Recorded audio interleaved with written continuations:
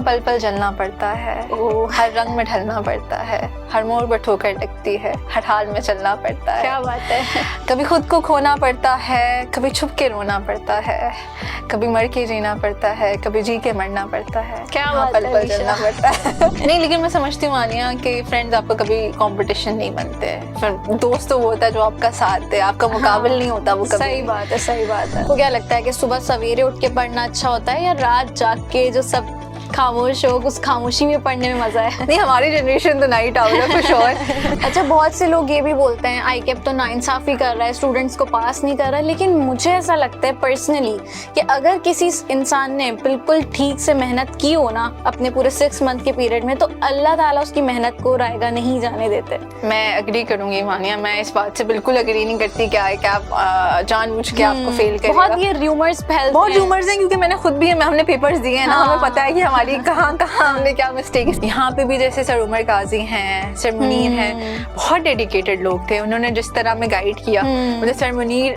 मतलब beyond studies उन्होंने बहुत चीजें बताई जो लाइफ के लिए बहुत हेल्पफुल हैं। उन्होंने मतलब मुझे लगा कि उन्होंने हार्ड वर्क करना सिखाया। और सर बहुत ज्यादा स्टोरी टेलिंग अच्छी थी, मतलब मजा आता था। हम उसी का वेट कर रहे होते थे पढ़ाई। अच्छा, सर अक्सर फर्म की बातें कर रहे होते तो उस वक्त हमें समझ नहीं, अब वो रियलाइज हो रही है क्योंकि हमारा वो फेज शुरू होने वाला है। और सर उमर को कैसे भूल सकती हूँ, बहुत डेडिकेटेड। उसके अलावा मैंने जितने टीचर से पढ़ा बहुत डेडिकेटेड, मतलब उनसे मैंने डेडिकेशन सीखी है कि ऐसा होना चाहिए इंसान को। सही बात है, मतलब हमारी पढ़ाई के लिए वो हमसे ज्यादा डेडिकेटेड है। तो सीए में आई परेशानी, हाय मर गई सारी जवानी, अकाउंटिंग की है ये कहानी, बैलेंस शीट भी है टाई करानी, लॉ पढ़कर कुछ समझ नहीं आनी, न जाने कहाँ गई यादें पुरानी, एफबीआर की बात है माननी, टैक्स पढ़कर बस यही समझ आनी, बिजनेस पढ़कर बजटिंग है संभालनी, शादी की उम्र बस इसी में है गवानी, ऑडिट पढ़कर समझदारी है दिखानी, बिजनेस करने वालों से दुश्मनी है पालनी, सीए में आई परेशानी, हाय मर गई सारी जवानी।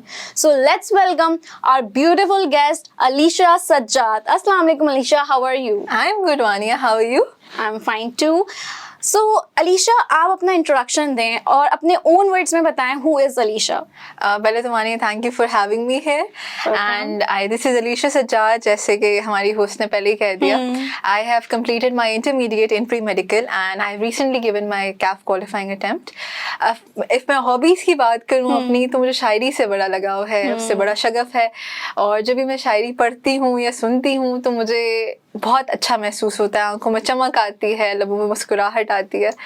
तो एक मुझे शायरी से बहुत लगाव है, मुझे ट्रैवलिंग का बहुत शौक है। और आपका दूसरा सवाल था कि who is Alisha in her own words, तो I would describe myself as a dreamer, as a learner who is constantly learning, constantly evolving, और जो अपनी लाइफ को एक मीनिंगफुल वे में गुजारना चाहती है, जो ख्वाब देखना जानती है और ख्वाबों को पूरा करना जानती है। अल्हम्दुलिल्लाह बाय द ग्रेस ऑफ अल्लाह ताला ने बहुत नवाजा है, जो चाहा अल्लाह ताला ने दिया, इसमें कोई शक नहीं। बहुत बहुत अच्छा इंट्रोडक्शन दिया है आपने अपना। तो अच्छा, आपने बताया आप प्री मेडिकल बैकग्राउंड से, तो आपने कब सोचा कि आपको सीए में जाना है? क्योंकि मेडिकल के स्टूडेंट्स तो ज़्यादातर मेडिकल फील्ड्स में जाते हैं, तो आपने सीए को क्यों चूज़ किया? एक्चुअली मानिए, मुझे सीए के बारे में पहली बार ही फर्स्ट डे में पता चला था। जब मैंने डीपली रिसर्च की तो मुझे देखा कि काफ़ी डिफरेंट है जो आज तक मैं पढ़ती आई हूँ या सब कुछ।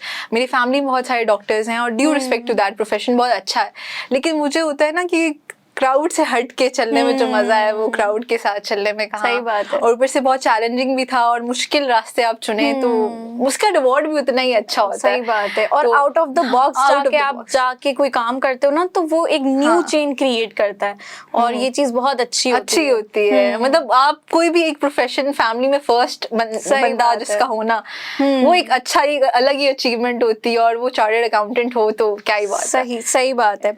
अच्छा, आपने रिसेंटली अपनी क्वालिफाइंग अटेम्प्ट दिए ऑटम 2025 में, तो कैसा एक्सपीरियंस था? मतलब नर्वसनेस थी या एक्साइटमेंट थी कि ओ यार अब तो कैफ बस खत्म होने वाला है?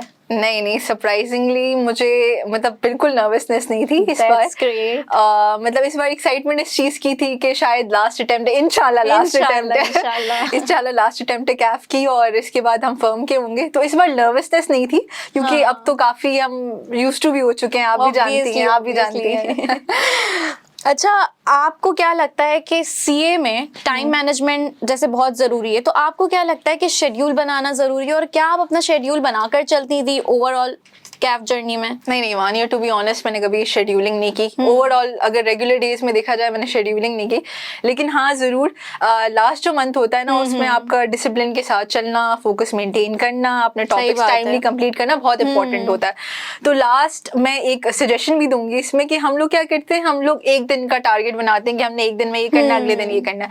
तो जब हम ये करते हैं ना, मैंने ये भी फॉलो करने की कोशिश की, लेकिन इसमें ऐसा होता है कि आपका अगर एक दिन आप बिजी हो जाए, कहीं बिजी हो, कोई मेहमान आ गए, तो फिर ये होता है कि टारगेट कंप्लीट नहीं होता और हम एंग्शियस होने लग जाते हैं, एंजाइटी होने लगती है, प्रेशर आने शुरू हो जाता है।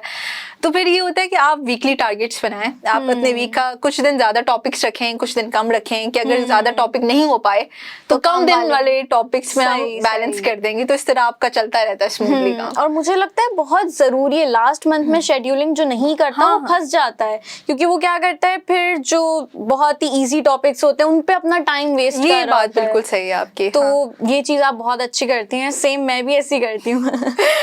अच्छा, क्या आप अर्ली बर्ड हैं या नाइट आउल? मतलब आपको क्या लगता है कि सुबह सवेरे उठ के पढ़ना अच्छा होता है, या रात जाग के जो सब खामोश हो उस खामोशी में पढ़ने में मजा है? नहीं, हमारी जनरेशन तो नाइट आउल है फॉर श्योर। मुझे वो क्लैरिटी रात में ज्यादा मिलती है, जब सुकून होता है, जब आसपास हलचल नहीं होती है। लेकिन मुझे लगता है कि कोई भी पर्टिकुलर टाइम नहीं सेट होता। मतलब कुछ लोग अच्छा सुबह में परफॉर्म करते हैं, कुछ लोग रात में। तो मेरे लिए रात है, लेकिन मैं कहती हूँ जैसा भी करें, जब भी पढ़ें, लेकिन कंसिस्टेंसी मेंटेन रखें अपनी। अच्छा, ये भी होता है कुछ लोग मिक्सचर होते हैं, जैसे मैं मिक्सचर हूँ। कभी कभार मैं नाइट में बहुत अच्छा परफॉर्म कर रही होती हूँ और सुबह में जो है मुझसे नहीं होता। और कभी कभार सुबह में इतना अच्छा परफॉर्मेंस जा रही होती है कि फिर मैं सुबह ही में कर रही होती हूँ। तो मैं मिक्सचर हूँ दोनों। आप ग्रेट। अच्छा, सीए जर्नी में टीचर्स का क्या रोल होता है? आपको लगता है कि क्या टीचर्स सिर्फ आपके एकेडमिक्स तक आपके साथ रहते हैं, या वो और आपके लाइफ में आपकी हेल्प करते हैं किसी और चीज में? और आपने केएनएस से यहाँ से पढ़ा है, कैफ के सब्जेक्ट्स पढ़े हैं, तो यहाँ आपका कैसा एक्सपीरियंस रहा? नहीं, बहुत अच्छा। मतलब यहाँ पे भी जैसे सर उमर काजी हैं, सर मुनीर हैं, बहुत डेडिकेटेड लोग थे। उन्होंने जिस तरह में गाइड किया, मतलब सर मुनीर मतलब बियॉन्ड स्टडीज उन्होंने बहुत चीजें बताई जो लाइफ के लिए बहुत हेल्पफुल हैं। उन्होंने मतलब मुझे लगा कि उन्होंने हार्ड वर्क करना सिखाया। और सर बहुत ज्यादा स्टोरी टेलिंग अच्छी थी, मतलब मजा आता था। हम उसी का वेट कर रहे होते थे पढ़ाई से। अच्छा, सर अक्सर फर्म की बातें कर रहे होते तो उस वक्त हमें समझ नहीं, अब वो रियलाइज हो रही है क्योंकि हमारा वो फेस शुरू होने वाला है। और सर उमर को कैसे भूल सकते हैं, बहुत डेडिकेटेड। उसके अलावा मैंने जितने टीचर से पढ़ा, बहुत डेडिकेटेड, मतलब उनसे मैंने डेडिकेशन सीखी है कि ऐसा होना चाहिए इंसान को। सही बात है। मतलब हमारी पढ़ाई के लिए वो हमसे ज्यादा डेडिकेटेड है, तो दैट्स ग्रेट। और मुझे लगता है टीचर्स का रोल जो है ना, सिर्फ आपके एकेडमिक्स तक नहीं होता है, वो आपकी पूरी पर्सनैलिटी पे भी एक इफेक्ट डालते हैं। क्योंकि कहते हैं ना कि बच्चा जो है ना जब बढ़ रहा होता है ना, तब भी वो अपने माँ बाप से सीखता है, और दूसरे जो है ना उसको सिखाने वाले उस्ताद होते हैं। तो वो अपने उस्तादों से ना कि सिर्फ पढ़ाई सीखता है, वो पूरी पर्सनैलिटी को उनकी ना अपने अंदर ले आता है। तो मैं बोलती हूँ उस्तादों का अच्छा होना बहुत जरूरी है, और अल्हम्दुलिल्लाह अभी तक हमें बहुत अच्छे टीचर्स मिले, नो डाउट। अच्छा, आपने स्टडीज के अलावा क्या आपका इंटरेस्ट कभी को करिकुलर, एक्स्ट्रा करिकुलर एक्टिविटीज में रहा, और क्या आपने कभी उसमें पार्टिसिपेट किया और कोई विन किया? आप शेयर करना चाहें तो। एक्चुअली वानिया, ये फर्स्ट ईयर ऑफ कॉलेज की बात है। मैंने कभी भी मतलब ऑन स्टेज स्पीच या डिक्लेमेशन नहीं दी थी। और ऐसा हुआ था, मैं आपको एक इंसिडेंट बताऊंगी।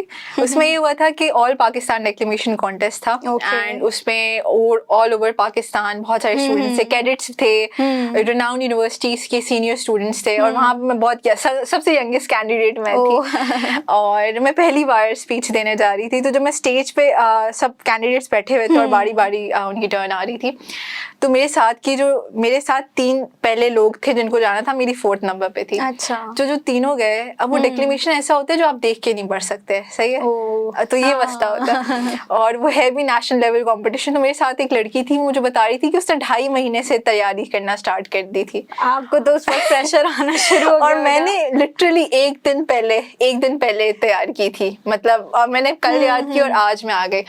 मेरे पहले जितने लोग गए थे और वो रुक गए, हेजिटेट क्या भूल गए वो स्पीच बीच में। सही बात है, इतना और बड़ा स्टेज।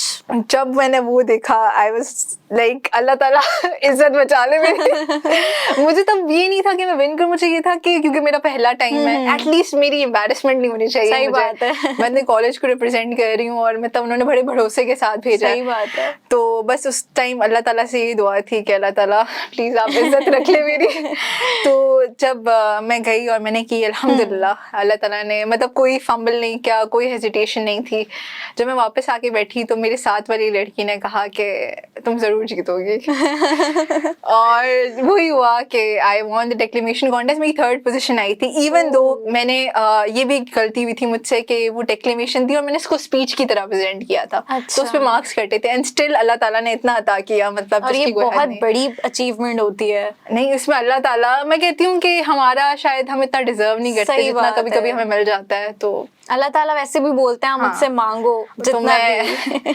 अच्छा, इसी पे मुझे एक सवाल याद आया अलीशा, कभी आपको ऐसा लगा कोई पेपर आपने दिया हो कि यार मुश्किल है, ये पास नहीं होगा, ये पास नहीं होगा, और अनफॉर्चुनेटली वो पेपर आपका अनएक्सपेक्टेडली पास हो गया? हुआ है ऐसा मेरे साथ सी लॉ में हुआ था। आप लोग बहुत सरप्राइज होंगे कि सी लॉ तो इतना आसान समझा जाता है। सही बात है। आप मेरे साथ थी एग्जाम हॉल के अंदर और मैंने आपको कहा था और मैं उधर सबसे ये कह रही थी क्योंकि मैंने मेरा जो एक तो हमारे पास गैप नहीं था सीएमए और डायरेक्टली कंसेक्यूटिव सी लॉ था, रमजान का टाइम था और मैं ज्यादा सो गई और मुझे पता नहीं चला। मैं जब मैं उठी तो मेरे पास बहुत कम टाइम था रिवाइज करने का। तो मेरे जो टॉपिक्स मतलब कुछ टॉपिक्स रहे थे, 2 चैप्टर से कुछ टॉपिक्स वही सामने फ्रंट ऑफ द पेज वही थ्योरी में आ गए। तो तब मुझे ऐसा, और आप फिर और क्वेश्चंस भी परफॉर्म नहीं कर सकते ना। आप देखेंगे इजी क्वेश्चंस आपको नहीं आते हैं। तो बस मैं जब बाहर आई थी मैंने ये सोचा था, मैंने कहा था कि अगर ये मेरा पेपर पास हुआ ना तो ये अल्लाह का करम होगा। और वो वासिफ अली वासिफ का शेर याद आता है इससे मुझे कि तेरा बंदा वासिफ बेखबर, तेरा राह समझा है इस कदर, तुझे जब पुकारा बचश्मे तर, कई मरहले थे जो टल गए। तो मरहले टल गए और मैं पास हो गई। इसमें अल्लाह ताला का ही करम है। मुझे कहती हूँ कि सही बात, मेरी कोई इसमें एफर्ट नहीं थी। अगर मैं कहूँ कि मैं तो मतलब हाथ छोड़ दिए थे, पैर छोड़ दिए थे। अच्छा, बहुत से लोग ये भी बोलते हैं आई कैप तो नाइंसाफी कर रहा है, स्टूडेंट्स को पास नहीं कर रहा है, लेकिन मुझे ऐसा लगता है पर्सनली कि अगर किसी इंसान ने बिल्कुल ठीक से मेहनत की हो ना अपने पूरे 6 मंथ के पीरियड में, तो अल्लाह ताला उसकी मेहनत को रायगा नहीं जाने देते। मैं अग्री करूंगी मानिया, मैं इस बात से बिल्कुल अग्री नहीं करती कि आई कैप जानबूझ के आपको फेल करेगा। बहुत ये रूमर्स फैलते बहुत रूमर्स हैं क्योंकि मैंने खुद भी हमने पेपर्स दिए हैं ना, हमें पता है कि हमारी कहाँ हमने क्या मिस्टेक्स की हैं। मैंने भी बहुत किए लेकिन अल्हम्दुलिल्लाह पास हुए पेपर्स। क्योंकि अगर मैं देख रही हूँ कि मेरा सी लॉ पास हो गया है ना, तो ये रूमर बिल्कुल गलत है। सही बात है, सही बात है। अच्छा, मुझे पता चला था कि आपकी 1st पोजीशन रही थी इन ऑल डीएच इंस्टीट्यूशंस और आपकी 4th पोजीशन रही थी इन कराची बोर्ड। तो ये अचीवमेंट आपने कैसे हासिल की? इसके पीछे का स्ट्रगल क्या था? लोगों को तो बस अचीवमेंट दिख जाती है, हाँ भाई ये पढ़ने वाली है, अचीव कर लिया, लेकिन इसके पीछे का स्ट्रगल फेस क्या था आपका? मानिए इसके पीछे एक लंबी कहानी है, अगर आपके पास वक्त हो तो जरूर बताऊंगी। एक्चुअली ये हुआ था कि मैं कंसेक्यूटिवली 3 सालों से सेकंड आ रही थी अपने स्कूल लाइफ में, और मुझे किसी ने बोला था, किसी से मैंने सुना था अपने बारे में कि second is the first one to lose. और जो मैंने वो सुना, हाँ नेगेटिव कमेंट, और वो होता है ना जब ऐसे कमेंट्स आते हैं तो आप थोड़ा वो हो जाते हो, आप पे जो ब्लेसिंग्स आ रही होती हैं आप अनग्रेटफुल हो जाते हो कि अगर टॉप नहीं मिला तो फिर कुछ भी नहीं है, कुछ भी सही नहीं है। तो मैं भी थोड़ी बहुत अनग्रेटफुल हो गई थी। मुझे लगता था कि सेकंड से अच्छा आप कुछ आए नहीं। होता है तो हाँ ऐसा होता है। तो मुझे लगता है कि वो एक बहुत बड़ा टर्निंग पॉइंट था मेरी लाइफ का। और फिर अगले साल when I was expecting to get the first position, मेरी 3rd आई। और इवन दो उसके साथ बहुत अच्छी चीज़ें थी कि मेरे मैथ्स में फुल आए थे, मैथ्स में 100 आए थे, जो मुझे चाहिए होते। मेरा फेवरेट सब्जेक्ट था मैथ्स। बट मुझे लोग कहते रहे तुम ये चीज देखो, तुम्हारी पोजीशन आई है, तुम्हारे मैथ्स में फुल आए और क्या चाहिए तुम्हें। बट वो होता है ना इंसान लालच करता है कि उसको मतलब सब चाहिए उसको, इंसान की फितरत है, हमेशा नेगेटिविटी पे जाएगा, जो नहीं है ना वो उस पे जाएगा। फितरत ऐसी है हमारी। लेकिन जब मैं घर आई मैंने एनालाइज किया, अपने सारे रिपोर्ट कार्ड्स खोले 2 क्लास से लेके 8 क्लास तक। मुझे ये रियलाइज हुआ मानिया कि मेरी कॉन्स्टेंटली ग्रोथ हुई है, मेरी हर साल परसेंटेज बढ़ी है। और मैंने वो चीज़ नोटिस ही नहीं की, मैं ये देख रही हूँ कि मैं फर्स्ट क्यों नहीं आई। तब मैंने वाकई शुक्र करना सीखा और मैं बहुत ग्रेटफुल रही। तब अल्लाह से थोड़ा कनेक्शन बना, वरना हम तो है ही खता कर, अब भी वी आर सिनर्स, लेकिन वो अल्लाह ताला की रहमत है कि हमारे जो गुनाह हैं वो ढांप देते हैं। तो फिर जब कहते हैं ना, अल्लाह ताला की एक आयत है कुरान में, अल्लाह ताला कहते हैं कि अगर तुम शुक्रगुजार होगे तो मैं तुम्हें और दूंगा। सही तो अल्लाह ताला ने उस टाइम पे दिया। उस टाइम पे ये हुआ जब एक आप बोर्ड का एग्जाम, और अल्लाह ताला ने मेरी क्लास में नहीं, सेक्शन में नहीं, बल्कि पूरे डीएचए में, डीएचए इंस्टीट्यूशन में फर्स्ट आई थी। तो इससे बढ़कर क्या सबूत हो सकता है कि शुक्रगुजारी कितनी और बड़ी हम लोग पता नहीं क्यों पोजीशंस के पीछे भागते हैं, हमें अपनी इम्प्रूवमेंट्स नजर नहीं आती। जैसे मैं ऑनेस्टली बताऊं, मुझे आईकैप की सबसे अच्छी बात ये लगती है कि वो रिजल्ट डिस्क्लोज नहीं करते, मार्क्स डिस्क्लोज नहीं करते। और मुझे लगता है ये एक अच्छी बात है, क्योंकि इससे लोग अनग्रेटफुल नहीं होते। अब जैसे लेट सपोज हम लोग के पेपर्स पास हो गए, अब अलीशा के ज्यादा नंबर आ गए, मेरे कम, अब मैं अपने आप को इंफीरियर फील कर रही हूँ। तो ये चीज ना मुझे लगता है आईकैप ने बहुत अच्छी की है कि मार्क्स को ना नहीं दिखाया। ये मैं बहुत सहमत हूँ आपकी बात से, सॉरी आपकी बात काटी, लेकिन मैं बहुत सहमत हूँ, नहीं दिखाने चाहिए। और इससे आपके क्लास फेलोज के दरमियान भी एक सेंस ऑफ एनवियस हो जाते हैं आपसे, या जेलसी आती है। सही बात है। तो ये अच्छा है, बस पास को सिर्फ पास लिखाएं। और इससे आपस में जो लोगों के बाउंड्स बने हुए हैं वो भी खराब नहीं होते, वरना यही चीज जैसे आपने बताया एनवीएस वाली, ये हो जाती है। फ्रेंड्स में भी अक्सर हो जाती है, मेरे साथ स्कूल लाइफ में बहुत हुई है। नहीं, लेकिन मैं समझती हूँ आनिया कि फ्रेंड्स आपका कभी कंपटीशन नहीं बनते हैं। फिर दोस्त तो वो होता है जो आपका साथ है, आपका मुकाबला नहीं होता वो कभी। सही बात है, सही बात है। मुझे लगता है हम बहुत कैजुअली लोगों को दोस्त कह देते हैं, हालांकि उनको क्लासमेट्स कहना चाहिए, एक्वेंटेंसेस कहना चाहिए। सही बात है। दोस्त बहुत रेयर होते हैं। दोस्त वही ना, बहुत भारी लफ्ज है। छोटा सर्कल रखो, और कहते हैं कि जो लोग अपना सर्कल छोटा रखते हैं वो बहुत ही ऑनेस्ट लोग होते हैं और वफादार होते हैं। बस ऐसा ही है, मुझे भी लगता है। अच्छा, थोड़ा सा आउट ऑफ स्टडी बात करते हैं। आपको शायरी का बहुत शौक है, तो ये शौक कैसे शुरू हुआ? ये शौक मैट्रिक में शुरू हुआ, कोविड था जब, तो बहुत शायरी पढ़ी, बहुत शायरी सुनी। और मेरे फर्स्ट ईयर में टीचर थे, तो हम वो मुशायरा चलता था, तो उससे बहुत इंटरेस्ट बढ़ा। फिर मैं मुशायरों पे भी जाती रही हूँ हर साल, तो बहुत शौक था मुझे शायरी का। तो इसी बात पे आपका कोई फेवरेट कपलेट, कोई शायरी सुनाना चाहें आप? मैं सीए के लिए सुनाना चाहूंगी, सीए स्टूडेंट्स बहुत रिलेट करेंगे। यहाँ पल पल जलना पड़ता है, हर रंग में ढलना पड़ता है, हर मोड़ पर ठोकर लगती है, हर हाल में चलना पड़ता है। क्या बात है। कभी खुद को खोना पड़ता है, कभी छुप के रोना पड़ता है, कभी मर के जीना पड़ता है, कभी जी के मरना पड़ता है। क्या बात पल पल जलना पड़ता है। बहुत बहुत आला, बहुत आला। आपने तो मतलब बिल्कुल ना एक अंदर से आवाज निकाल दी स्टूडेंट्स की। अच्छा, अगर आपको एक दिन के लिए परवीन शाकिर से मिलने का मौका मिले तो आप उनसे क्या बात करेंगे? या फिर अगर आपको फैज अहमद फैज से? तो मैं फैज अहमद फैज को बोलूंगी कि परवीन शाकिर को अपना शेर सुनाएं कि और भी दुख है जमाने में मोहब्बत के सिवा, राहतें और भी हैं वसल की राहत के सिवा। क्या बात है। अच्छा, आपको किस टाइप की बुक्स पढ़ना पसंद है? आपको स्टोरी, सेल्फ हेल्प, मोटिवेशन, किस टाइप की बुक्स पसंद है? मुझे स्टोरीज पसंद है मानिया। मुझे लगता है मैंने सेल्फ हेल्प भी ट्राई की है, लेकिन मुझे लगता है कि जहाँ सिर्फ एग्जाम्पल्स दी हों कि इस तरह ये कर लें, ये कर लें, कभी नहीं सीखते आप। मुझे लगता है जो कहानियां होती है ना, आप वो कैरेक्टर जीते हो, वो कैरेक्टर आपको अपना जैसा लगता है, आप खुद को समझते हो। मेन स्टोरी में जो मेन प्लॉट होता है, मेन कैरेक्टर, तो जब आप उसकी गलतियां देखते हो, आप उससे सीखते हो। जब आप उसको एक अच्छा खूबी अपनाते हुए देखते हो, आप अपनाते हो। मैंने जितना अपनी बुक्स से सीखा है लाइफ में, उतना किसी से नहीं सीखा। और वो जो स्टोरीज आपको सिखाती हैं ना, स्टोरीज याद रह जाती हैं, याद रह जाती हैं। वही ना, अगर आप कहीं एक लाइन पढ़ेंगे कि आपको ऐसी करनी चाहिए, जैसे मतलब सेल्फ हेल्प में होती हैं और अच्छी होती हैं, लेकिन मैं पर्सनली बता रही हूँ कि मेरे लिए स्टोरीज ज्यादा अहम, स्टोरीज आपको बहुत अच्छा सिखा देती हैं कुछ ना। हाँ, ठीक है। अच्छा, सीए जर्नी ने आपको पर्सनली क्या सिखाया? आपकी ग्रोथ में कहाँ हेल्प की? सीए ने मुझे ये सिखाया है कि सोना बनने के लिए जलना पड़ता है। ये बहुत एक नाजुक पॉइंट आपने पिक किया है। मुझे ये सिखाया है कि अगर आप कुछ भी अचीव कर सकते हैं, अगर आपके पास ये 4 चीजें हों। एक तो आप तवक्कुल, मेहनत, इस्तिकामत और दुआएं। क्या इसके अलावा मुझे लगता है कि आप कुछ भी अचीव कर सकते हैं अगर वो आपकी बेहतरी के लिए है सही, ना, हाँ। तो आप अल्लाह ताला आपको वो चीज़ ज़रूर देंगे आप इफ आप ये 4 चीज़ें अपनाते हैं तो। सही बात है। अच्छा, आजकल सोशल मीडिया पे लोग अपने ओपिनियंस बहुत शेयर करते हैं, तो आपको क्या लगता है कि मतलब अपने ओपिनियंस को ओपनली शेयर कर देना चाहिए, कुछ चीज़ों को पर्सनल हाइड करके रखना चाहिए? मुझे लगता है कि आप हर चीज शेयर करें सिवाय मतलब अपने आप से 3 सवाल पूछें। मौलाना रूमी का ये कॉल है कि वो कहते हैं कि कुछ भी बोलने से पहले ना आपके पास 3 गेट्स होने चाहिए।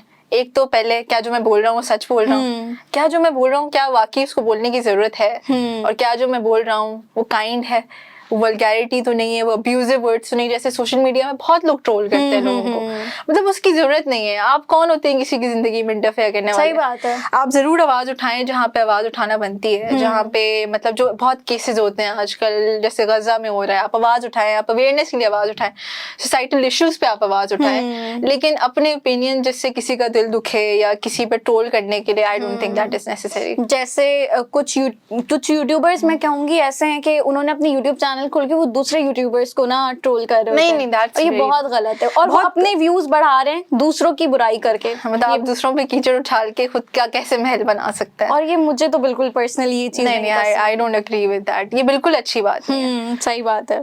अच्छा, आपकी वोकैबलरी मुझे पता है बहुत स्ट्रांग है माशाल्लाह से, तो इसके पीछे का भी मुझे बताएं कि आपकी वोकैबलरी कैसे स्ट्रांग हुई, और आप ऑडियंस को क्या बताएंगी कि वो अपनी वोकैबलरी को कैसे स्ट्रांग कर सकते हैं? मैं ये कहूंगी कि मानिया मैंने अपनी जिंदगी में मैंने जैसे आपको बताया था आई एम अ लर्नर, तो मुझे सीखने का बहुत शौक था, मतलब कोई भी हो कोई भी अल्फाज, इवन उर्दू में भी मुझे बहुत शौक है ये सीखूं। अब तो खैर इतना टाइम नहीं मिलता, लेकिन वोकैबुलरी मैं डिक्शनरीज पढ़ती थी। अच्छा।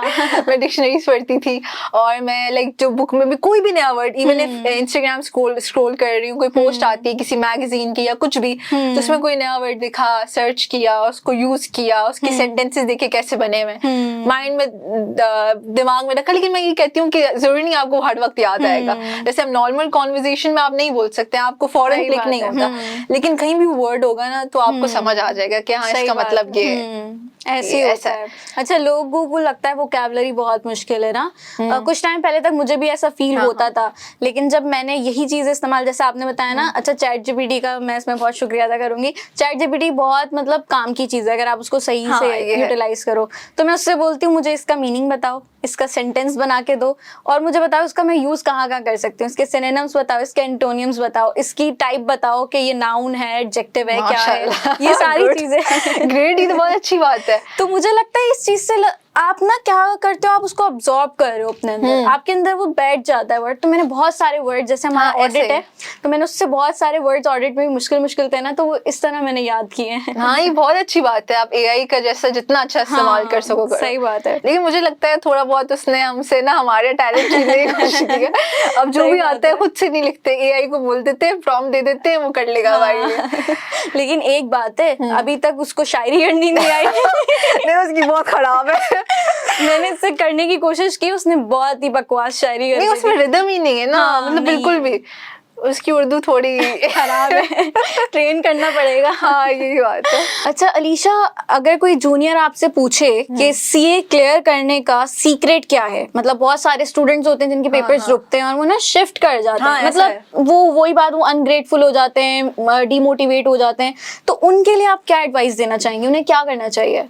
मुझे पहले तो लगता है एक्चुअली मैंने फेलियर विटनेस नहीं किया एज सच, अल्हम्दुलिल्लाह, लेकिन मुझे लगता है कि जैसे मैंने शुरू में एक शायरी कोट की कि यहाँ जलना पड़ता है और हर हाल में चलना पड़ता है। if आप पैशनेट हैं, आप अपने प्रोफेशन के लिए सैक्रिफाइस करना जानते हैं, तो यू शुड नेवर क्विट। और आपके गोल्स क्लियर होने चाहिए। मैं बस ये मशवरा दे सकती हूँ जो मैंने अपनाया इन माई सीए जर्नी, जिसकी वजह से अल्हम्दुलिल्लाह आज तक मतलब पेपर्स पास हो गए स्मूथली। मुझे लगता है जो आप काम करें ना, जो प्रैक्टिस करें, सबसे पहले ऐसा हमारी की बहुत गलती होती है कि हमारे जो टीचर्स होते हैं ना, वो हमें सब कुछ कराते हैं, हमें बहुत सारे सवाल कराते हैं एक ही पर्टिकुलर कॉन्सेप्ट में। समझे, एक कॉन्सेप्ट पे आपके 10 सवाल कराए आपके टीचर ने, तो आप उस काम को कंसाइज करना सीखें। आप उस 10 सवाल की जगह एक सवाल करें जिसमें सारी एडजस्टमेंट्स हों। सही, ठीक है। तो इस तरह ये होता है कि अगर आपको टीचर ने आपको 40-50 पेजेस का काम कराया है ना, वो आप 15-20 पेजेस पे ले आते हैं। तो जहाँ एक बच्चा मतलब 2 बार रिवीजन कर पाएगा, आप 5-6 दफा कर सकते हो। वो है स्मार्ट वर्क। ये जो जितनी बार आप रिवीजन करोगे ना, उतनी ही आपके दिमाग में बैठती जाएंगे कॉन्सेप्ट, एडजस्टमेंट। और ऐसा नहीं होता कि बिल्कुल ही मतलब डिफरेंट एडजस्टमेंट्स आ जाए। कुछ तो 40-50% तो वही होती है जो हमें पता है, ठीक है। तो जब आप उनसे गुजरते रहते हैं, आपका रिवीजन स्ट्रांग होगा, आपकी प्रैक्टिस स्ट्रांग होगी, तो आपको मसला नहीं आएगा। दूसरा, अगर आपको पता है कि एक की ट्रिकी एडजस्टमेंट है, तो आप उसको मार्क करें, उसको स्टार करें, उस पर लर्निंग आउटकम लिखें। ये हमने अपने एक टीचर से सीखा था जी।